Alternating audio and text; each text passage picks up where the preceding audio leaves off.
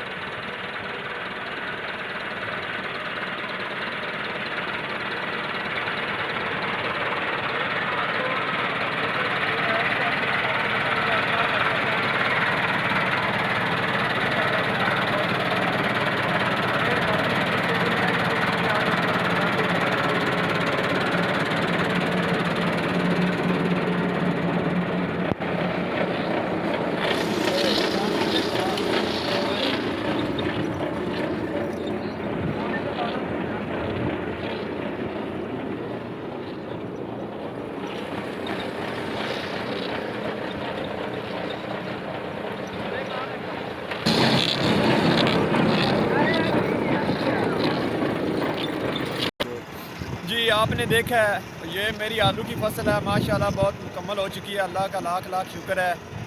और हम लोगों ने भी मेहनत काफ़ी की थी इस पर, डीएपी भी बहुत महंगी थी वो भी हमने लगाई, सल्फ़र लगाए और स्प्रे वगैरह किए, लेकिन अल्लाह का शुक्र है हमें रेट भी सही मिल गया है और आलू का साइज़ भी माशाल्लाह काफ़ी है। देख रहे हैं ना आप लोग, ये सारा सेंटे का है, हमने सेंटा लगाया हुआ है, ये देखें। इसके बाद फिर जो लेबर काम करेगी मैं वो भी आपको दिखाऊंगा कि लेबर इसमें कैसे काम करेगी और आलू को कैसे उसने इसका चोगा करना है, चुगाई करेंगे, वो भी मैं आपको दिखाऊंगा।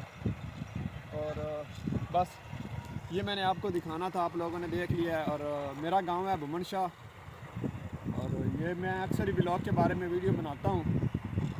आज तो सर्दी भी बहुत ज़्यादा लग रही है यार, सर्दी है भी बहुत। और माशाल्लाह, और दुआ है कि बारिश ना आए आज। इसके बाद इंशाल्लाह फिर मिलते हैं नेक्स्ट वीडियो में। अपना बहुत सारा ख्याल रखना है। आप लोगों ने मेरे चैनल को ज़रूर सब्सक्राइब करना है। ठीक है जी, फिर मिलते हैं नेक्स्ट वीडियो में।